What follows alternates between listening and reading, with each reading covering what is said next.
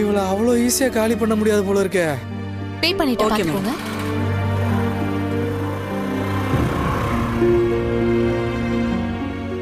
என்னங்க இங்க நின்னு என்ன யோசிச்சுட்டு இருக்கீங்க?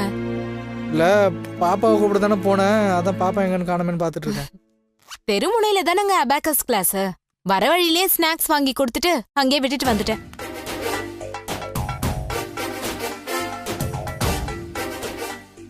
கோமதி கோமதி, நீ போன் பேசினப்போ ஏதோ ஆக்சிடென்ட் ஆன மாதிரி சத்தம்லாம் கேட்டுச்சுமா.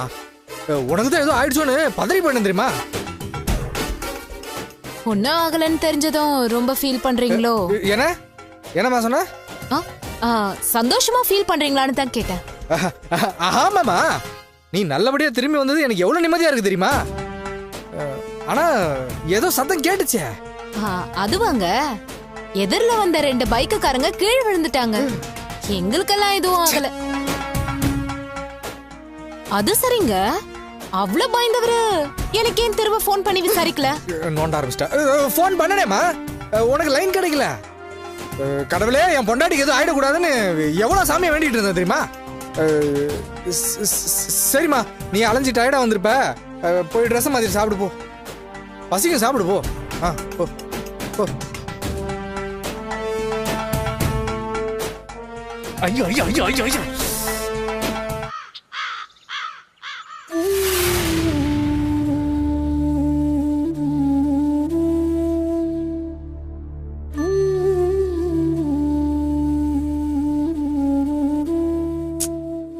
சுதா, ஏன் இப்படி இருக்க?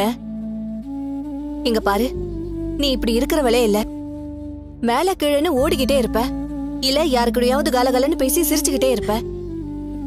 ஆனா இப்ப என்னமோ உன் வாழ்க்கையே முடிஞ்சு போன மாதிரி தனியா வந்து உட்கார்ந்துகிட்டு இருக்க.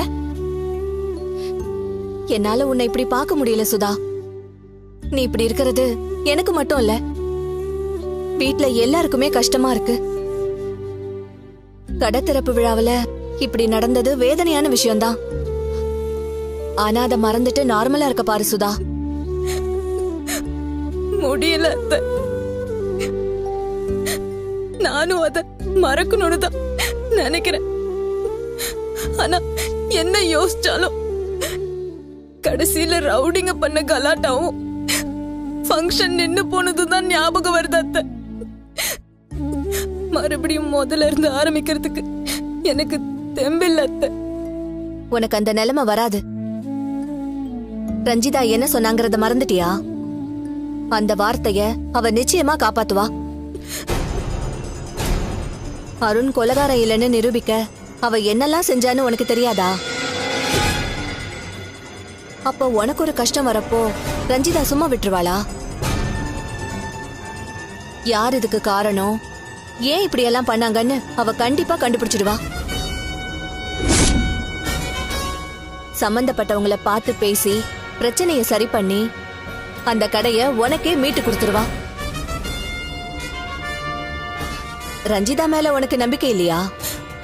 நம்பிக்கைலாம் இருக்கு, ஆனா எல்லா சமயத்திலயும் அவ எடுக்கிற முயற்சி ஜெயிக்கும்னு சொல்ல முடியாது. ஏன் கெட்ட நேரம் எனக்கு எதிரா இருந்தா அவளால மட்டும் என்ன செய்ய முடியும்? அவ போராட்டத்துக்கும் ஒரு எல்லை இருக்குல்ல. என்னோட பிரச்சனைக்கான முடிவுங்கிறது அந்த எல்லையை தாண்டி இருந்தா அவளுக்குமே கஷ்டம் தானே அத்தை.